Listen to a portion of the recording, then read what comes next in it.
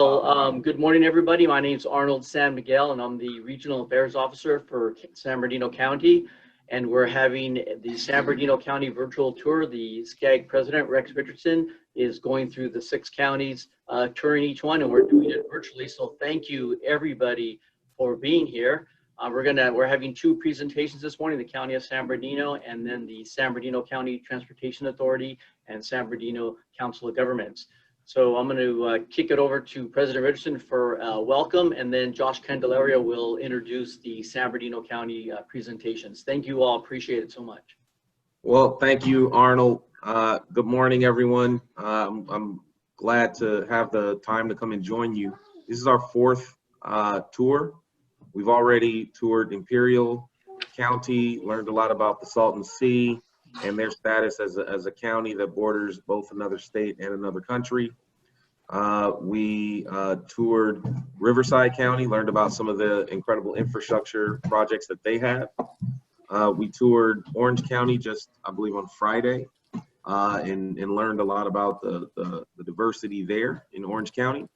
And now we're here in San Bernardino County. I personally have roots in San Bernardino County. I went to 4th grade at Mojave Mesa Elementary School in Apple Valley. Went to Vista Campagna Middle School in Apple Valley. Went to Silverado High School in Victorville. Not all the way through, but I do have some San Bernardino County roots before moving to Los Angeles County. I want to acknowledge, I see a number of our key elected officials here. Let's see, I see First Vice President Clint Lorimore. I see Second Vice President Jan Harnick. Larry McCallan is here. Who else is here in case I'm missing anyone? Elected officials from San Bernardino. You captured everybody. Thank you, sir. No, you missed Dennis Mike. Dennis Mike. Oh, I'm sorry, I didn't see you, Dennis. I just spoke with him this morning. I can get off this call if you need me. No, you know what? I skimmed right by because it says Regina. Yeah, that doesn't look like a Regina to me. Good to see you, Dennis. Good to see you. Well, hey, let's go ahead and get started. I'm sure there's a lot to cover, and there's a lot to learn. So let's get started. Yeah, well, thank you, Mr. President. Josh Candler, I'm the county's governmental legislative director. So we'll start at the end with Diana, if she doesn't mind doing introductions. Good morning. My name is Diana Alexander. I'm a Deputy Executive Officer for the county. I oversee the Community Services Group, which consists of 6 departments, including Registrar of Voters, regional parks, libraries, museums, airports, and agriculture weights and measures. Glad to be here this morning. I've also been given the task of partnering with the County Administrative Office in the entire discussion around equity and the resolution that we've declared that racism is a public health crisis. Thank you. Gary McBride, County Chief Executive Officer. Thank you. Hi, good morning. Leonard Hernandez, the county's Chief Operating Officer. Hi, Amanda Mayer, Office of Government and Legislative Affairs. So we appreciate your time this morning, Mr. President. With that, I think our CEO will start with. And I think, Arnold, I believe you guys have the PowerPoint presentation.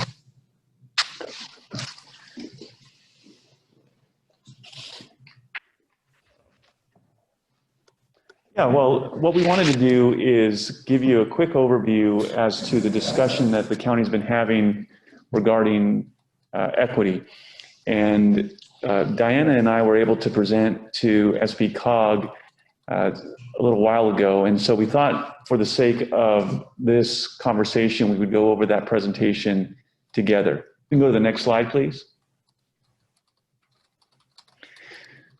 So the board decided to use the countywide vision, and we wanted to talk a little bit about the countywide vision and what it has accomplished for our region, because we believe that it's something that has set us apart as a county, as it has drawn in all the different sectors related to every imaginable area of influence within the county.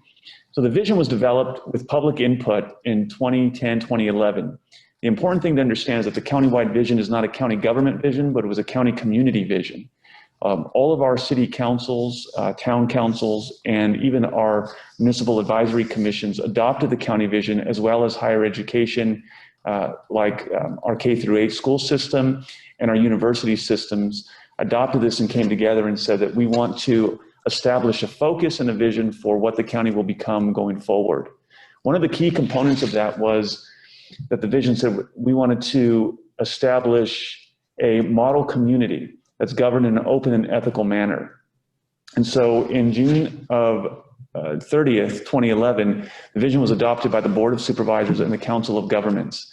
The vision has produced results in policy, public engagement, and a number of areas that have included initiatives like Vision to Read, Vision to Succeed, and the Community Vital Signs.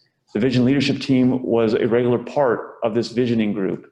And the Vision Leadership Team is made up of key stakeholders from many of the different sectors of the county that come together and advise the county, and we work in partnership. The whole goal and focus being collective impact, that we do, as we work together, we'll have a bigger impact in that discussion. Next slide, please. And I think it's important to note there that the county didn't take responsibility for addressing all of the items that were in the vision, but the county did take responsibility for bringing the various stakeholders together to have the communications. We recognize that, you know, it's not our task. We can't go solve every problem, but there needs to be somebody that takes responsibility for bringing those groups together. And so we recognize that as part of the vision. And when you look at the statements that are associated with the vision, we specifically call out that the county is taking responsibility for bringing those groups together, while not necessarily taking responsibility for driving the solutions at the end of the process, recognizing that we need to work with the larger community. And on May 2nd, 2012, the County Board of Supervisors adopted the first 2 regional implementation goals for the vision process, targeting cradle-to-career success and the creation of a business-friendly environment. The goals emerged from meetings between experts and stakeholders representing the elements of the countywide vision. The goals were honed by city, town, and county leaders during the annual city-county conference in March of 2012. One goal calls for the partnering of all sectors of the community to support the success of every child from cradle to career. The other goal calls for an establishment of San Bernardino County as a model in the state where local government, regulatory agencies, and communities are truly business friendly. The products of these partnerships include 4 successful countywide initiatives: Vision to Read, Vision for Safety, Vision to be Active, Vision to Succeed. And it's anticipated that the county will continue to look across its framework to determine what other initiatives are going to be important to moving forward the prosperity of the county and the people that reside here. I'm going to hand over to Diana to cover the next slide. On the next slide, we show you some of the key statistics just to demonstrate some of the accomplishments we've made from the time we started the vision all the way through 2019. For example, one of our elements was jobs and economy. And we're happy to say that since we started the vision, our unemployment rate is down by 9%, visitor spending is up 16%, residents in poverty down 12%, and food insecurity down 46%. I won't go through all of them as far as each bullet, but I do want to mention, for example, safety element, our juvenile crime down 55%, wellness element, heart disease deaths down 18%, and our education element. One of the cornerstones that we were looking at was 3rd grade literacy, and that is up 35%. And a lot of this we link back to our Vision to Read campaign. So we're very proud of these areas that we've accomplished, and there's more to come. Next slide, please. As a part of the equity element, which is a new focus, not really new, but new as far as its title and as far as it being an element group, what we decided to do was to use the framework of the vision and create an equity element group based on that. The work of the equity element group is going to be implemented in 2 phases. Phase 1 will focus on the Black community, where they get an opportunity to share the Black experience, to gather information about changes that they feel need to be made, and to establish subcommittees to work on each element of the original vision. Phase 2 will focus on all communities, meaning all genders, ethnicities, ages, etc. And it will incorporate additional members from various community groups. The equity dialogue will examine each vision element, and we will identify key partners to help us in accomplishing our priorities and establishing those priorities. And an equity focus supports the spirit and the opening words of the vision that we envision a complete county that capitalizes on the diversity of its people. So we thought it was a perfect marriage to have equity overshadow or overarch the entire vision. Next slide, please. When we talk about including other groups, our equity focus is going to enrich work on each of the existing elements, and it's going to help to enrich and support priorities we had already established. For example, in education, we wanted to reduce the number of high school and college dropouts, so that will continue to be a focus. In environment, we wanted to create an inventory of best practices of land use processing when it comes to the permitting and regulatory agency work. In housing, we wanted to promote rethinking incentives for construction of affordable housing units. Under public safety, we want to establish a forum to facilitate information sharing and discussion across all segments of public safety. These are not new priorities, these are established priorities, but we will relook at these priorities through the lens of equity. Next slide, please. Diana, maybe we can take a moment and just explain the structure of the element groups and how they interplay with the countywide vision.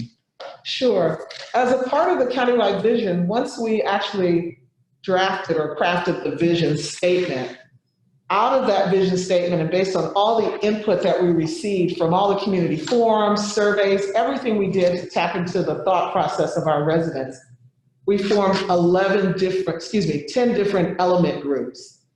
Those element groups are what are listed on these pages. Education, on the last slide, I'm sorry, or education, environment, housing, public safety. We also have jobs and economy, infrastructure, water, wellness, and image or quality of life.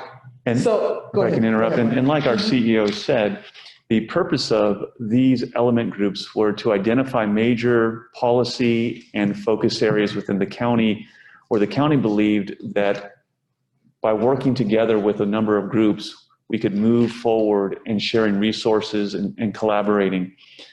Because we didn't want to create a situation that the county was what was the source of all of this, but rather the county became the convener of these discussions.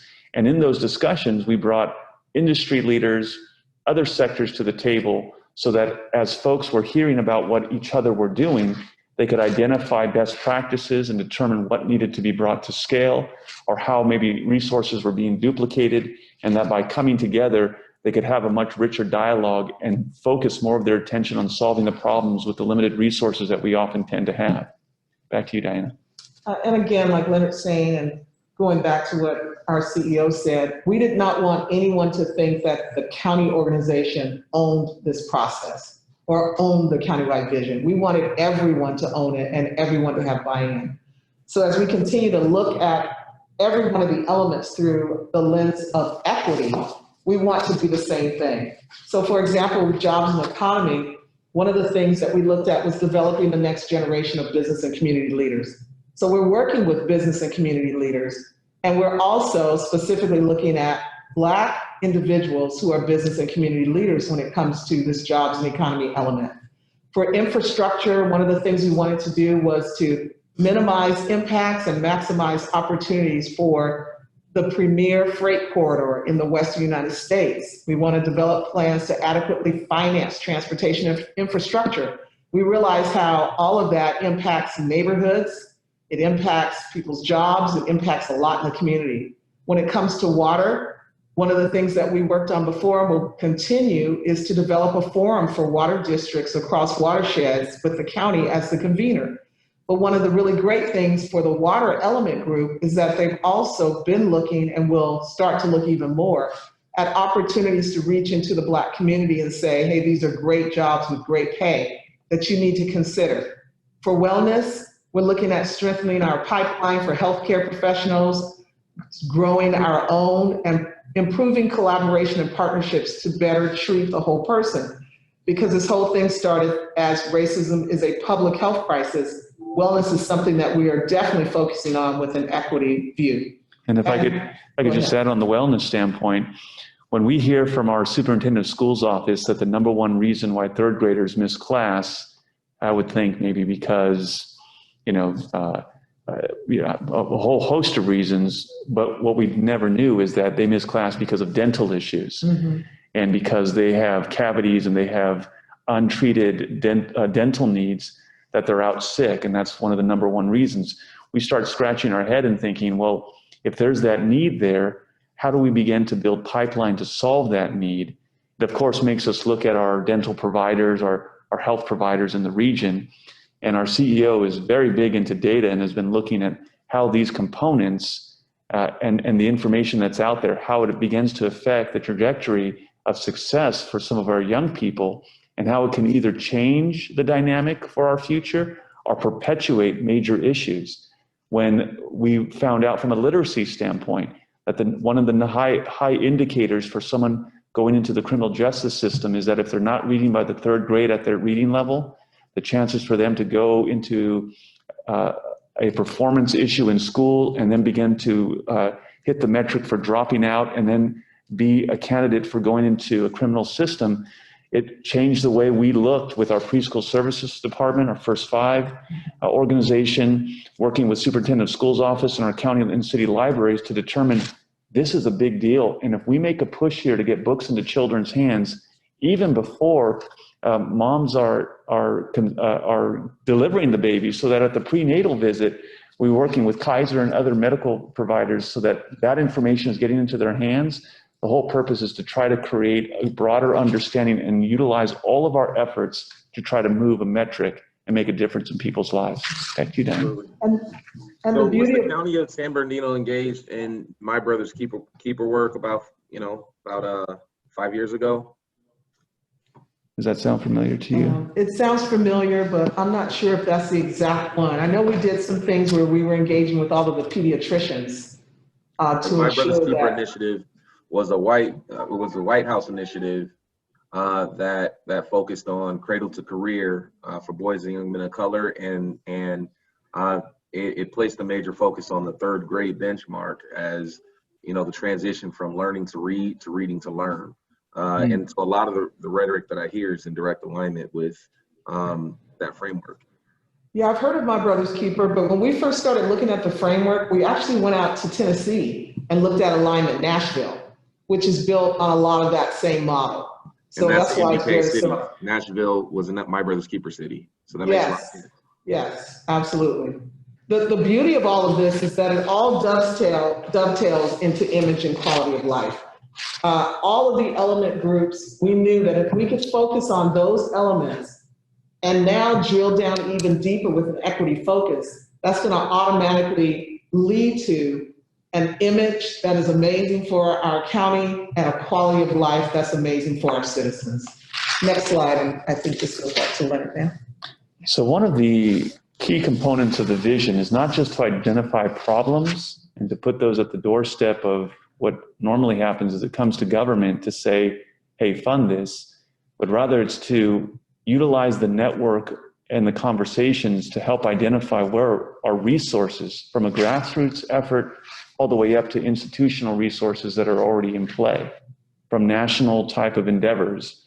And if there's things we don't know about, and we appreciate you bringing this up, we're all making notes that we're going to circle back on this initiative, because if there's continued effort that we can put into an area of purpose and focus, the whole point is that in that collective impact that we all move forward in the same direction.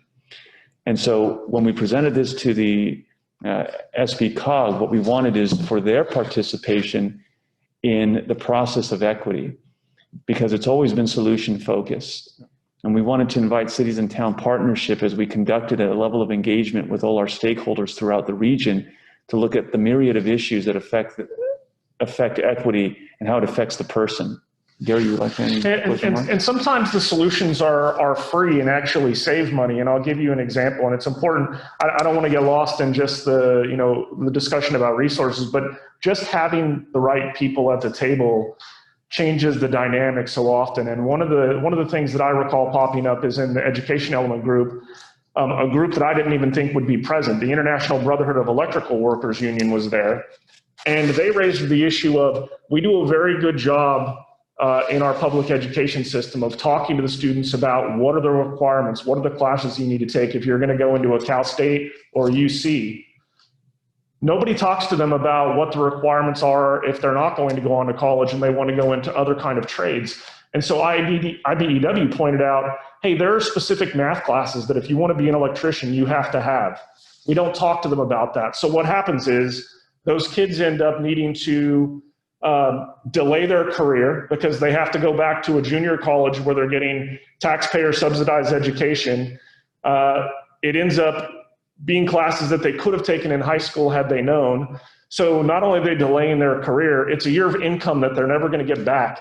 And when we're talking about some of the equity issues in the communities that we're looking at, and particularly in our county, we've got a number of these communities, that's a big difference in total lifetime income if they can get to that point where not only are they starting it sooner, they're not losing that piece of their career and moving on. So it's not always about where do we identify resources. Sometimes it's just getting the right people at the table to share information and share impediments. And it's such an important piece of this because sometimes the simplest solutions are free and can make dramatic differences in people's lives.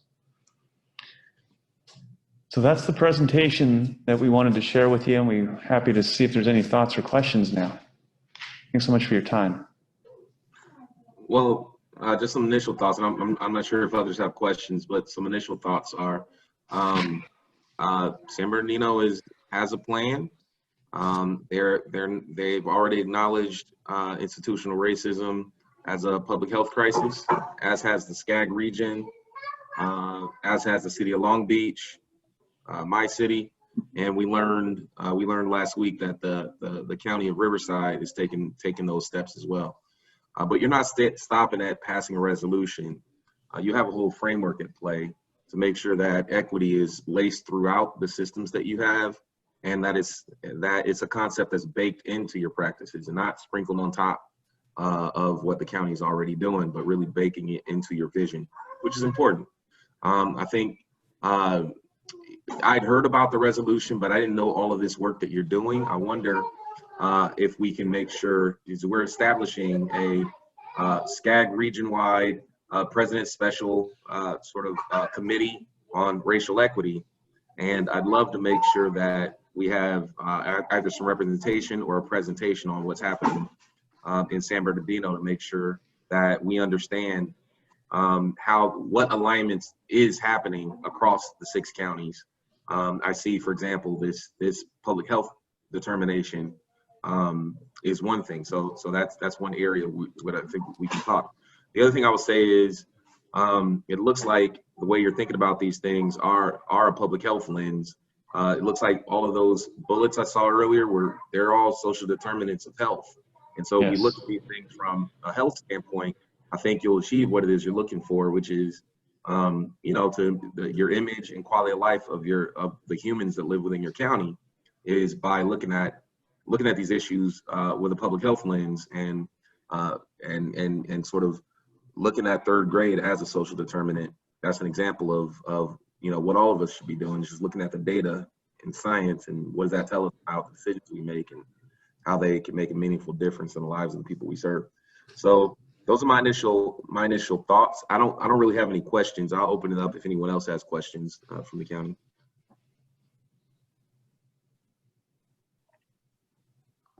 Jan, Clint, anything?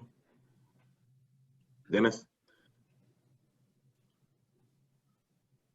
I just have a simple comment. I love, and I wrote this in the chat box, I love the statement of capitalizing on the diversity of the people. It just kind of summed it up so well. Right. Larry, anything? No, Rex, I'm really pleased that you're doing these visits.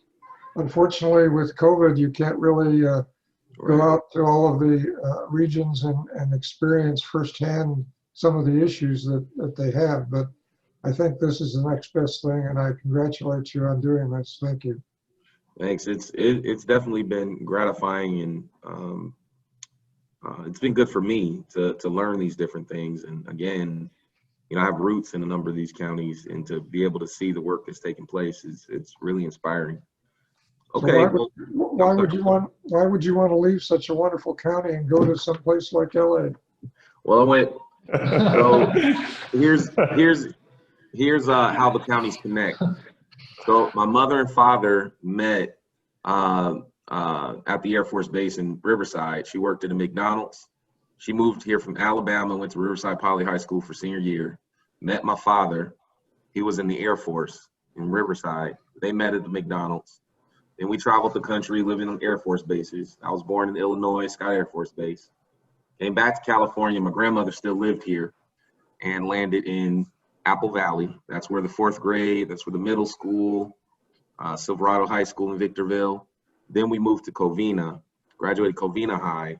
That's when we got to LA County, Cal State Dominguez Hills for college. Got an apartment in Long Beach, while I was a student. And I just stayed in Long Beach. So I have roots in 3 counties here in the SCAG region. So, okay, well, let's go ahead and continue with the presentation. Thanks, everyone. Again, we certainly appreciate what we've learned today, and we'll make sure that we factor that into the things that we do as we think about set standards and policy for the region. Great. Thanks very much. Hey, Josh, were you going? I thought you might have something we're all done. I know we appreciate it, Arnold. I know there's a board meeting tomorrow. I know Gary, Leonard, Diane have to prepare for that. Ben and I will continue for a little bit and stay with your SBCTA's presentation. Appreciate that so much. It was Great, a so now we're pleasure. going to Thank go on to SBCTA and SBCOG. And as I mentioned at the Riverside County virtual tour, I was born and raised in San Bernardino County in Colton, California. And so I never actually left San Bernardino County except for once when I was working in a bar in Guantanamo Bay, Cuba. And I was in Virginia for a short time, and then in grad school in Los Angeles. So I came to the county, never left, love this county. And we are so blessed to have Ray Wolf as the executive director of SBCTA. He's thinking way beyond the box. And I love seeing the things that this county commission is doing. So really happy to continue to live in San Bernardino County. And I'm going to turn it over to them before I get myself in trouble when I start talking about another sales tax measure for my county. No. Good morning, Rex. My name is Ray Wolf. I'm the executive director of the San Bernardino County Transportation Authority. I actually have roots. I went to kindergarten at Patrick Henry Elementary right there in Long Beach before we ended up. That's a dual immersion school now. English, Spanish, dual immersion. I didn't learn Spanish. So I just want to. It's one of the top schools in Long Beach. Yeah. I just wanted to kind of frame things. San Bernardino County is, I like to call us the gateway to America. The ports of Long Beach and Los Angeles, as you know, are the largest port complex in the United States. 40% of all the goods that are received in U.S. markets flow through those 2 ports. And just so you know, Long Beach is the big sister of those 2 ports. That is understood. True. Absolutely right. It used to be LA Long Beach. Now it's Long Beach, LA. Now it's at Long Beach, LA. All right, got it. So anyway, we just kind of flew over the ports briefly. We're now looking at Hobart Yard, the huge BNSF facility north on the 710 freeway. And I just kind of wanted to show this to kind of give some context, but you've got a lot more history than I knew coming into this. We're looking east on the 10 freeway here. You went to high school there in Covina, and heading into San Bernardino County. We've got a huge project, nearly $900 million investment on the 10 freeway from the county line heading east. I'll talk briefly about that later, but you're looking now in Montclair heading into Ontario. I understand Ontario Airport wasn't able to join us this morning for some reason, but this is the airport complex itself. The really, I think, critical thing in as we go through San Bernardino County is all the rooftops, all the warehouse, manufacturing, and distribution that exists in the county. It's really important, again, in the context of all the goods that are flowing through the Port of Long Beach and a little bit that's coming through the Port of Los Angeles, as you mentioned. We're coming up through the Devore Junction right now, and I'll come back and talk about some of the strategies we have for managing both the commuter and truck traffic that heads out. This is one of the major thoroughfares for the goods received from the ports heading to U.S. markets outside the state of California. And so there's the old George Air Force Base. heading back into the Metro Valley area. As you know, the population density is really down in the San Bernardino Valley as opposed to up in the Victor Valley area. So we're just looking at the 15 and the 10. We're looking east now, and again, I just want to point out the rooftops. That's a big part of our local economy, a very important part of who we've become, and a continued growing segment of our economy. This is a Union Pacific classification yard. Our county really owes a lot to the railroads. This is the Colton Crossing project. This is the only place where the two railroads crossed, and Virgil Earp actually had to keep the peace for a while when BNSF and Union Pacific were fighting over which trains got to cross first, et cetera. We stopped here briefly, and I want to hold for a moment. What you see, kind of the scar in the earth there at the bottom left of the map is the old Portland cement mine. And that's going to be important. We'll come back to that in a few minutes, but also looking around at the residential developments all around that. So Ginger, you can go ahead and keep it going now. So we are almost done with this video, just looking now at San Bernardino proper. The blue line that you see there is an extension of the Metrolink system. We call it Redlands Passenger Rail. That project we'll talk a little bit more about when we get to the next segment of the presentation. But again, the concentration of rooftops is really what I wanted to highlight here. So let's go ahead and get out of the virtual tour and bounce over to our PowerPoint presentation briefly. So I'm going to talk about a big issue that ties to that Portland cement yard that I was showing you a moment ago. And then we'll come in and we'll talk about projects and some of the innovation that we're leading in San Bernardino County. We've got some really exciting things that we're working on. So what you see here is actually close to your hometown. It's outside of Barstow. And I think this is an issue that's going to come to the regional council here very soon. And that it deals with high-speed rail, California's high-speed rail project. As you know, they have to complete their environmental clearance of phase 1, which is from Anaheim to San Francisco, sometime late next year in order to qualify for the federal, some of the federal funds that they received from ERA a number of years back. And so what they've done is the segment from LA Union Station to Anaheim already has Amtrak, Metrolink, and BNSF service in there. And so rather than purchasing additional right-of-way to add the high-speed rail tracks in, what they've done is they've worked a deal out with BNSF to shift a big portion of the freight movement out of that corridor and move it into San Bernardino County. So what we see here is outside of Barstow, what they're calling staging tracks, both necessary for construction of the high-speed rail segment there, but also for future operations in that corridor. So they would have trains that are coming into California that they would stage here for some period of time before they moved them into the valley area. If we can go to the next slide, Otis.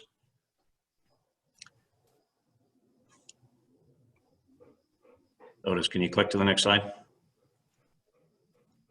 So the issue for us here is we don't know how long these trains are going to be idling in this area.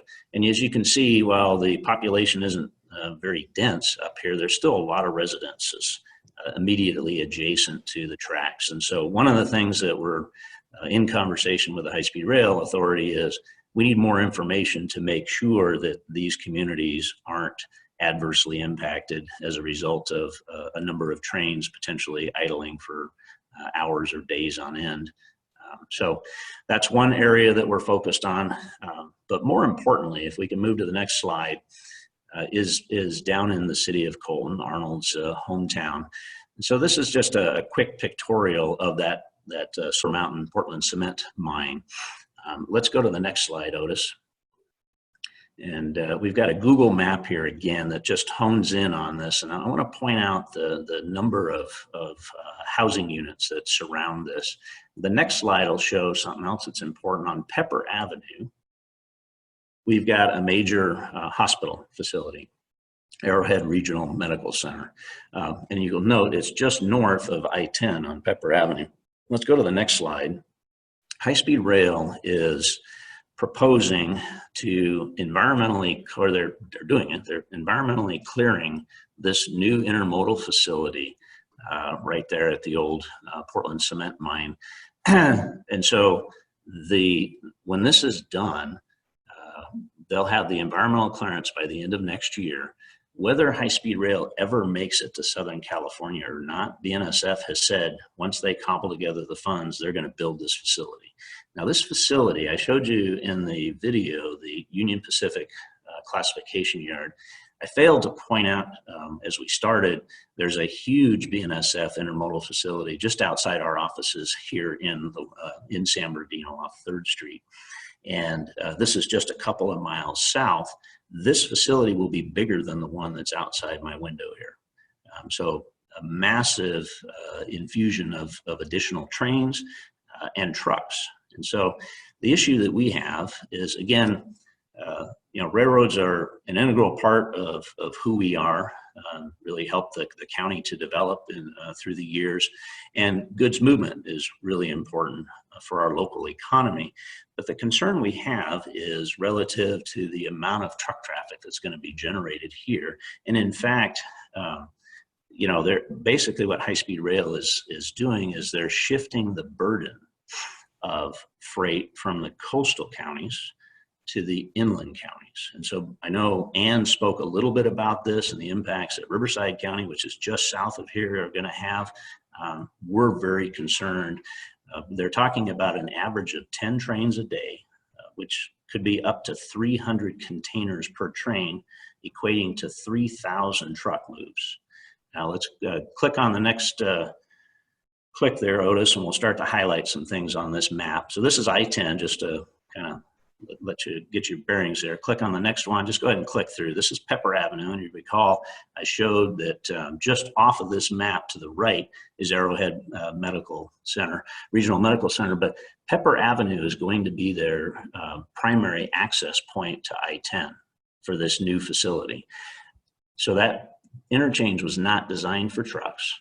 And you start getting a concentration of trucks operating on that interchange. What does it mean to local access to the emergency center? We've got Rancho Avenue showed just on the sort of the bottom of the screen there, middle of the bottom of the screen. That's a secondary access to I-10. You see La Cadena Drive that kind of runs along the bottom there. Hold up, Otis. Agua Mansa Road leads into Riverside Avenue, which allows access down to the 60 freeway. So the trucks have all these options. They've also got some local streets. So if Rancho, Pepper get congested and they're still trying to get to the 10 or the 215 freeway, they can run through the community, run through residential streets like M Street, which is highlighted at the bottom on the right side of the screen. And then go ahead and click the next one. The other thing that's important, again, I showed the residences in the area. As you're heading out of Riverside north into San Bernardino County, you cross the Santa Ana River. The old Slover Mountain that's the former mine is actually, it wasn't completely dropped down to, it's about 30, 40 feet up in the air relative to the surrounding land. So in order to access it, BNSF is going to actually have to build a major structure. They've told us that the one coming north that's highlighted in orange right now will be up 35 feet in the air, again, running through these residential communities. And then if you click on the next one, if you're heading south from San Bernardino into the facility, this particular one has to get, the structure is going to be 41 or 42 feet tall. And so it's going to have to start back in these communities to get the trains up to the elevation that they need in order to access this facility. Very disruptive, as Arnold can tell you. There's nothing like this in the city of Colton right now. Let's go ahead and click again, Otis. Next slide here. This shows the total number of households. Click again. 2016, and then the total employment for 2016 and 2045. Again, you can see the density here. The next slide, I think, is the most important slide in this conversation, and we've spent a lot of time focused on this issue. The current administration is claiming that they're not going to advance projects that are going to further disadvantaged communities of color. So this map right here shows the state's own CalEnviro screen from 2018, so about 2 years old now. But what you can see is the communities surrounding this proposed facility are all the worst communities in the state, based on the state's own evaluation. And I think that's critical, again, to the point of shifting the burden of freight away from the coastal communities and bringing them into the Inland Empire, into communities. 4 of the communities immediately adjacent to this proposed intermodal facility are in the top 95th percentile of the CalEnviro screen as the most disadvantaged communities in the state of California. And here we are with the state's #1 transportation priority project, further proposing to burden these communities with congestion by virtue of the additional truck movements and air quality from the emissions from these trucks. So we've entertained a lot of conversation with the California High-Speed Rail Authority. We're not getting the support that we need. We need to fully understand, what the truck movements proposed, or what's proposed as far as time of day, and really where they're destined, right? So that we can work with them to figure out, how do you mitigate the impacts?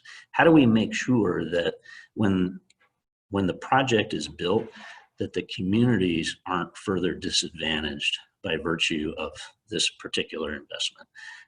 We're not getting the support that we need, and so this is why I was saying I think you're going to start hearing from some of our representatives concern about high-speed rail and what they're proposing to do. If we can go to the next slide.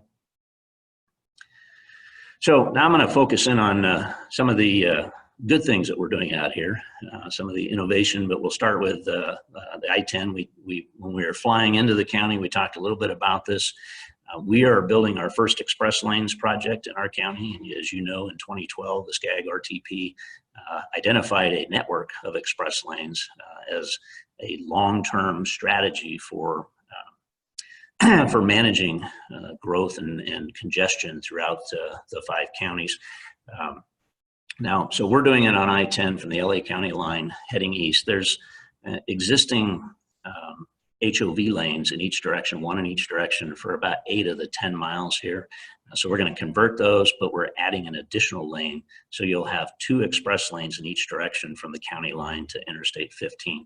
We've environmentally cleared all the way to Redlands. So another 23 miles heading east. It'll be a while before we can pull together the funds to build that. If you click it again, we'll talk about Interstate 15.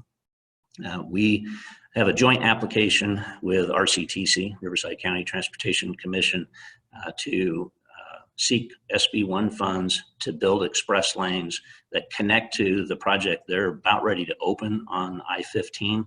We would connect to theirs and build north to about Foothill Boulevard in our county as the first segment of what we're proposing to do.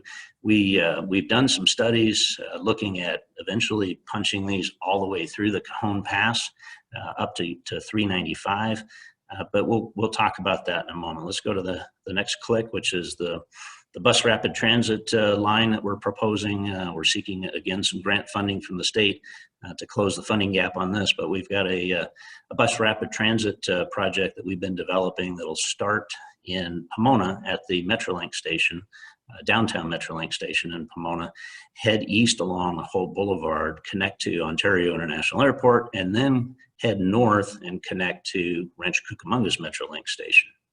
Go to the next slide. We're going to head east now into the East Valley area where I'm seated right now. And click again. We've got a couple of projects out here. We're widening the 210 through North San Bernardino into Redlands, filling that gap that is existed since that freeway was extended. But I want to focus in more on innovation now. And so we talked briefly about the Redlands Passenger Rail Project. It's a 9-mile extension of Metrolink to the University of Redlands. We're basically rebuilding an old part of a railroad that used to circle around the East Valley. We own the rights to that, and so we're in construction right now. This will be operational in about a year from now. Let's go to the next slide. What we're going to do is we're going to operate one Metrolink train in the morning and one in the evening to downtown Redlands. The rest of the day, we're going to run more frequent service through these communities using this kind of vehicle. It's called a diesel multiple unit. If you have ever ridden the Sprinter vehicle that runs from Oceanside to Escondido, this is a newer generation of that type of vehicle. It can operate on existing freight corridors. And so we're going to operate these in between the regular locomotive hauled coach consists that Metrolink will operate once in the morning and once in the evening. The interesting thing about these vehicles, again, they can operate on the existing infrastructure. They're very similar to a subway vehicle or a light rail vehicle in that they actually have electric traction motors. But the middle car in the consist here is where power is generated. They've got generators in there and generate the electricity needed to operate those traction motors, as opposed to having an overhead catenary or having that third rail that subways utilize. And so then if we go to the click on the next one. So when you think about it, right, we're talking about introducing diesel motive power in the worst air quality region in the country. And we're going to have this vehicle start operating next year, right? And so we worked with the California State Transportation Agency, CARB, and South Coast AQMD, looking at what opportunities exist to replace the generators with some other zero emission power source. And so we're actually piloting the first in North America zero emission multiple unit. Stadler, a Swiss company, is actually designing that for us right now. And we expect to have that vehicle here in San Bernardino in about 3 years. So really exciting innovation that we're leading here. And that this really can change the Metrolink service throughout 540-mile system. We've talked a lot with Stephanie and her team about this. They're very excited and working with us as we develop this new technology. We can go to the next slide. You may have read in the paper, your neighbor Elon Musk over at SpaceX and the Boring Company, which is the best name a company could ever have, in my opinion. Right, Jan? But they reached out to us. We had an opportunity right before the pandemic hit to go down to Hawthorne and actually ride through their tunnel. And it's very interesting because obviously you're underground, you're unfettered with the other traffic problems that we normally face. They, subsequent to our meeting with them, they sent us an unsolicited proposal to connect from Metrolink to Ontario International Airport, something that we have been struggling to figure out how to do for a long time. The surface options that we had been studying for a number of years range from $1 to $1.5 billion, right? And so very expensive to make that connection. And so it gets you to wonder, when do you really do it? Because the airport has to really grow in passenger loadings to make that somehow make sense. Not something that we have in our current measure, so not something we could really afford to do anything with until we run another sales tax measure, which Arnold, we're not talking about doing right now. So it was a problem for us, but it was a priority because we want to make sure that as that airport grows, that we don't replicate the congestion in and around LAX. As we all know, that's very problematic. And so anyway, they sent us a unsolicited proposal, basically $10 million a mile. Okay, this is about 4 miles. So we figure with the station costs and the tunneling that this project could cost $65 million. That's something that, even though it's not in our measure, that's something that we are very interested in, right? Because it's something we think we can afford. We think we can pull together the funds to do that. So here's another innovation. This would be the second tunnel. They're finishing their first tunnel in Vegas at the Las Vegas Convention Center. This would be the first opportunity to make this kind of connection to an airport. So that's our second innovation. Let's go to the next screen. So then we were looking at the Cajon Pass in the virtual tour. And then when I was talking about the express lanes on an earlier slide and the fact that we've studied going all the way to 395, we started conversations right around the time the pandemic hit with the company Brightline, which purchased the rights to Desert Express Enterprises, which is one of those companies that has been around for a long time trying to figure out how to make a rail connection from Southern California to Las Vegas. In a span of just a few short years, they've completed the environmental work to build from Apple Valley to Las Vegas. They just signed a lease with Caltrans and Calsta to basically construct and operate in the I-15 corridor through that stretch. And so we reached out to them and said, hey, have you guys ever considered heading through the Cajon Pass into Rancho Cucamonga? Because that's your shortest connection to LA Union Station by Metrolink. And started that conversation. And in the span of just, maybe 4 or 5 months, we've gone from, that's a good idea to they're actually working on their 30% design. We're talking with the state about either extending the lease terms from Apple Valley to Vegas all the way down to Rancho Cucamonga, or entering into a new lease, but working through that. And so rather than us potentially spending hundreds of millions of taxpayer dollars to build express lanes up through the Cajon Pass, we're working with them for them to build a station at the top and make the ticket pricing for commuters attractive to try to pull some of the commuter traffic out of the Cajon Pass, which frees up capacity for more truck movement through there. As you know, it's a long sustained grade, a lot of truck traffic through there. So we think that there's an opportunity, a real opportunity here to try to divert some of the commuter demand through that corridor and put them on trains. So if we can go to the next slide. This is the artist rendering of the station. And as you can see, a lot of work has already gone into this. If you look on the right side of the screen, you can see an elevated track, and you can see a train up there. That's the Express West train. They would come off of I-15 just north of Foothill Boulevard and go elevated and then run through an industrial part of Rancho Cucamonga to get to the station, the Metrolink station that's just west of Milliken. And then down below, you can, through that breezeway, you can see a Metrolink train, right? So you'd have those two services. This is one of the stops for the bus rapid transit line that I was talking about running along Holt Boulevard. And then you would have the tunnel connecting here, as well as local bus service. So what we're talking about is dramatically reshaping how we in the Inland Empire view transportation, right? This would be a tremendous asset for our future growth.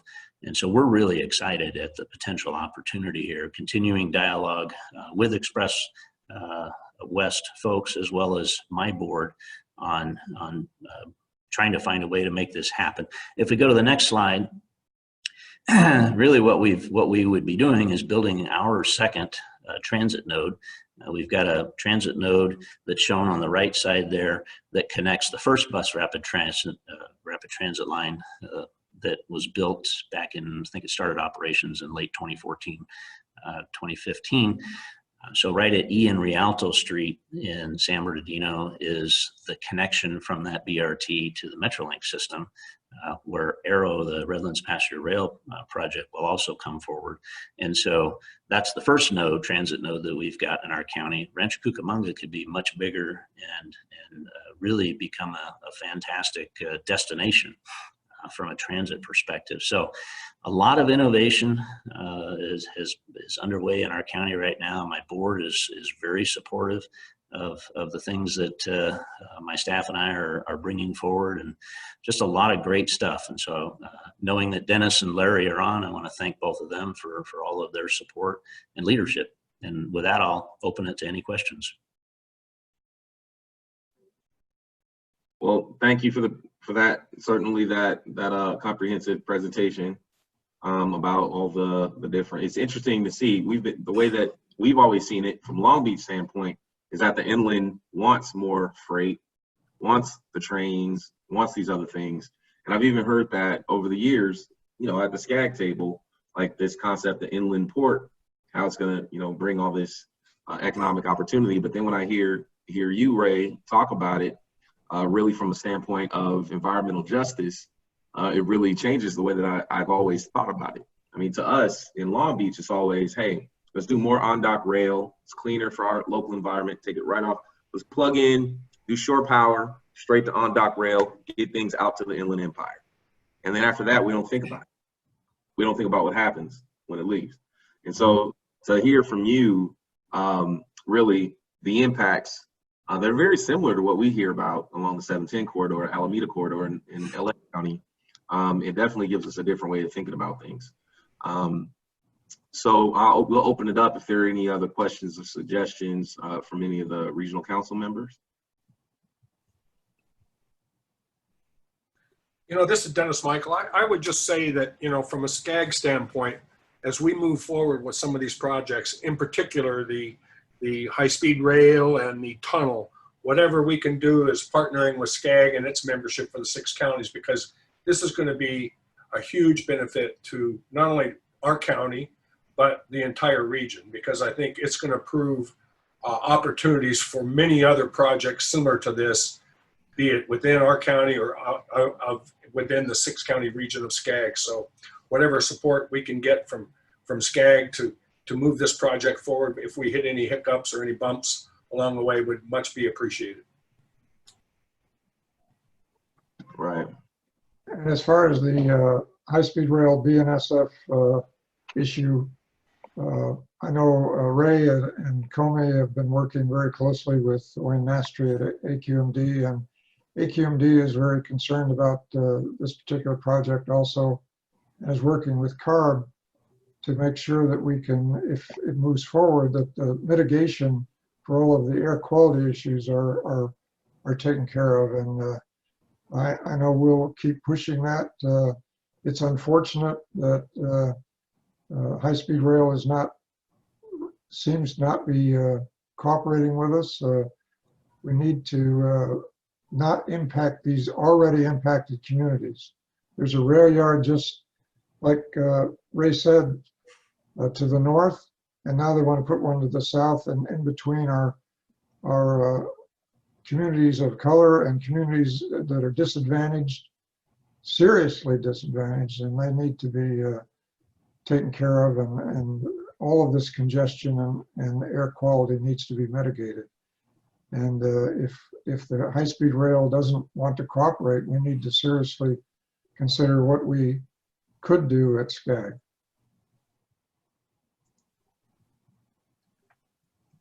Right. So we'll certainly make sure that we're talking with Comey and we're staying in communication and figuring these things out.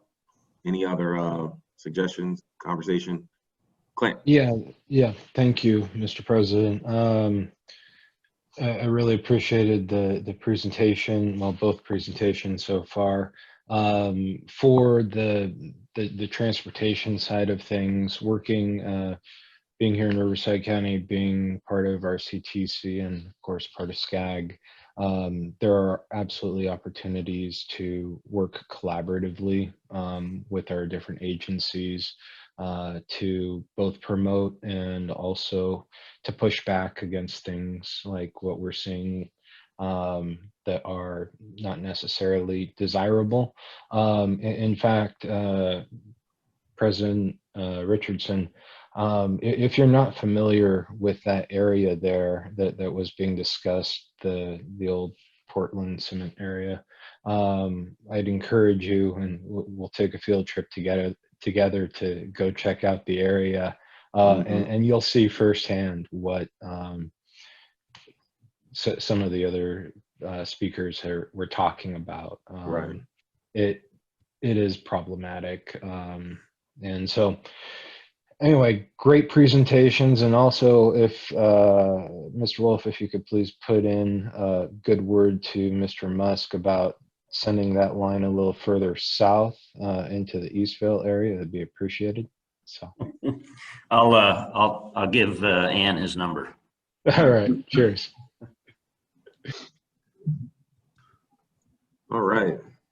Arnold, this, one thing before we move on, did you say you worked at a bar in Guantanamo Bay? Yes, I did. I worked in 2 bars. I inventoried them every Monday morning. I was in the Marines, and they sent me down there. Got it. Okay. Great. If I can just add something, President Richardson, 2 great presentations. Really appreciate the work that San Bernardino is doing and the leadership on racial equity. We definitely want to continue, as you said, tap into that and connect them to your special committee. So looking forward to that. On Ray's presentation, obviously, great presentation. I think one of the things you left out, Ray, is you didn't talk about housing around Rancho Cucamonga. I thought there was some opportunities for some housing that I saw on your map or that I've seen in the presentations in the past. But I think that's a huge element of the program that you put together.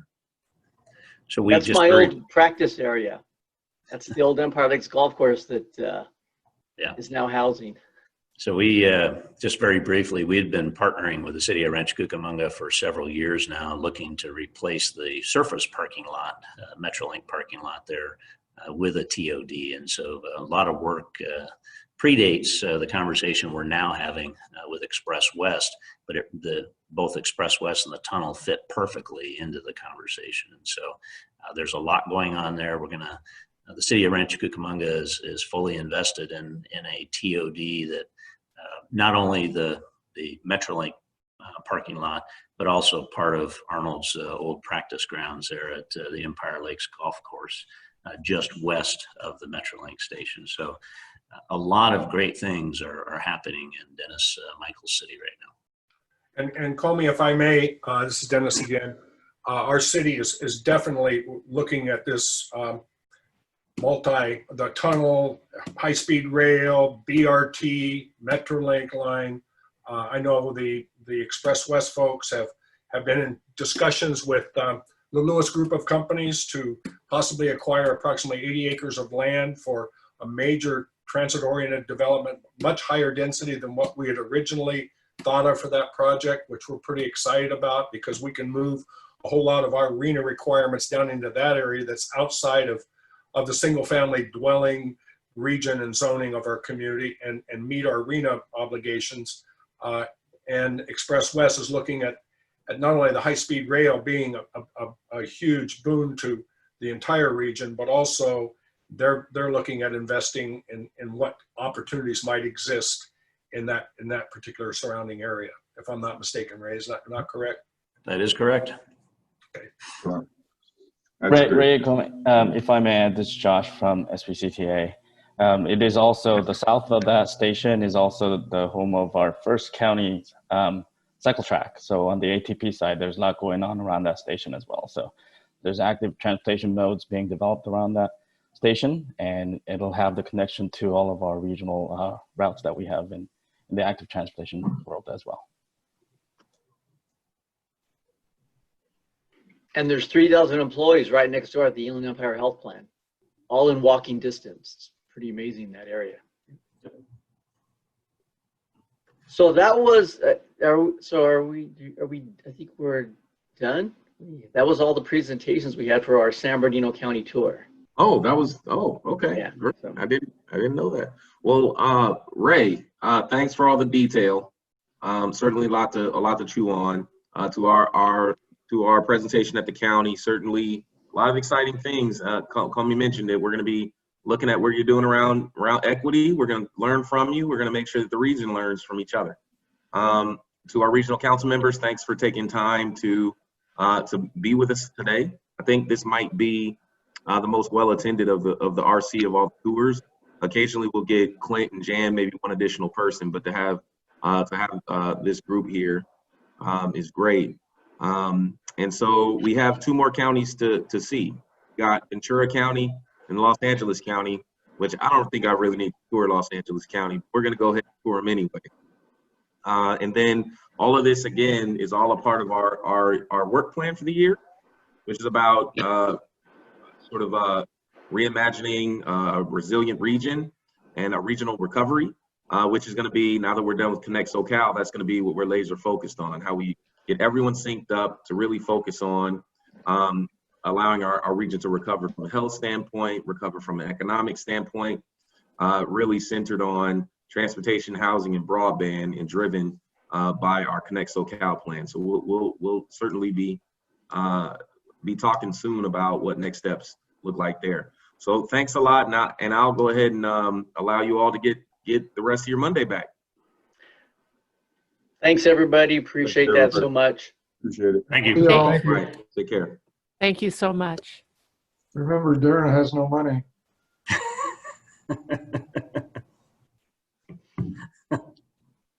All right, see you guys.